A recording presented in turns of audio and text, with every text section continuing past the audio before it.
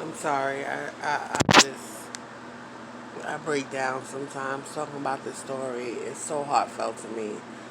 Um, but what I noticed that I left out is on my ride home after being discharged, I cried. And I remember Jihad saying, I have to tell you something. And I said, what? He said, I don't know if you noticed, but something's up with these people, man. Like, they just treated you so fucked up. And he was crying, and he was like, yo, I don't even know where my son was taken to. And I'm like, what you mean? And he's like, because when I took the baby from you and I was pushing him, I told a lady, asked the lady where the morgue was, one of the nurses at the desk, and she was like, oh, the morgue is full. Just push him in one of, right, a matter of fact, push him in that room right there. It's just an empty labor and delivery room. And I was like, what? Are you kidding me? Like, oh my God. Like, where did they do with him? Like, I'm going to call up to the hospital now and request an autopsy. He was like, maybe that's best.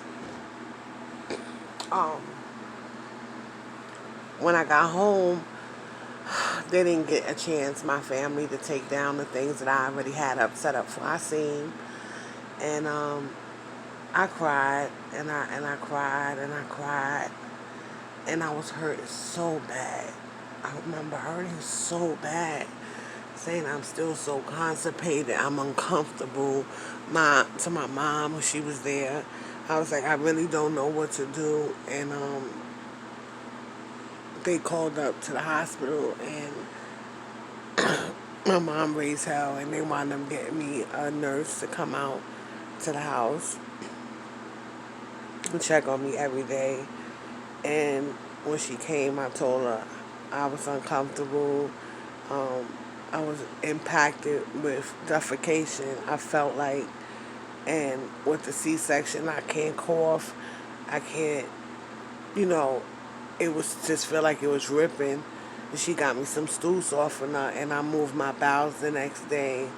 And not to be horrible or sound nasty, but when I say the shit was so, it didn't even break up. It was so long. It looked like about a 3-year-old's body laid down straight, like the length of it, a tall one at that. I, I took a picture of it. No one could believe that that just came out of me, and they just couldn't believe it. I was a little bit comfortable then. I told her my story, and at that moment, she told me, you need to request your records, and you need to consult with an attorney because something doesn't sound right. I've been fighting this fight for almost 3 years. This is a Commonwealth state. They protect everyone that has money and treat everyone who's middle class like shit.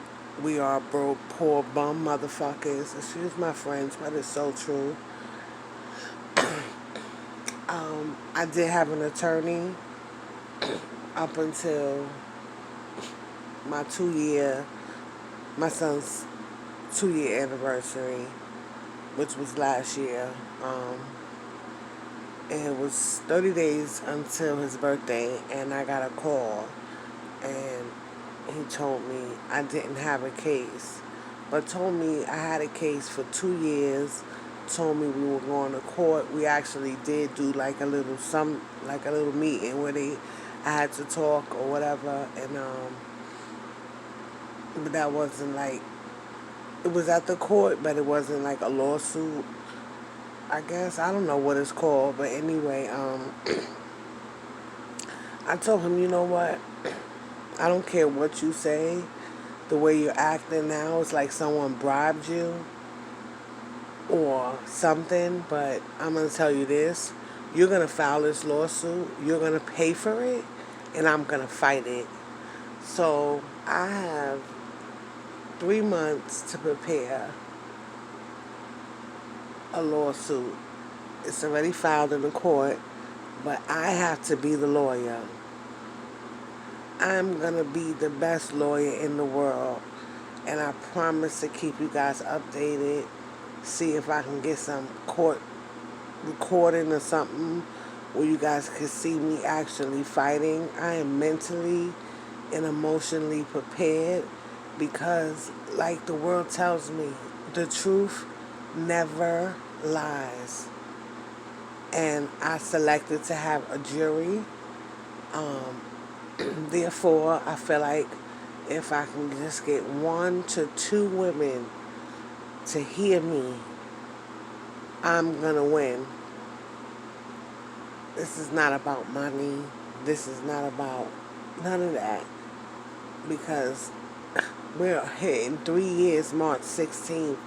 And when I tell you I am depressed, I am overly depressed.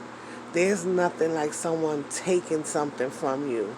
They took something from me. They took my trust. I don't even go to doctors anymore. I'm afraid of them. I lay here sick and in pain on a daily, a weekly, a monthly. I will not walk in a doctor's office for nothing but my children. And usually it's my kid's father taking them because I start panicking. They have fucked my life up.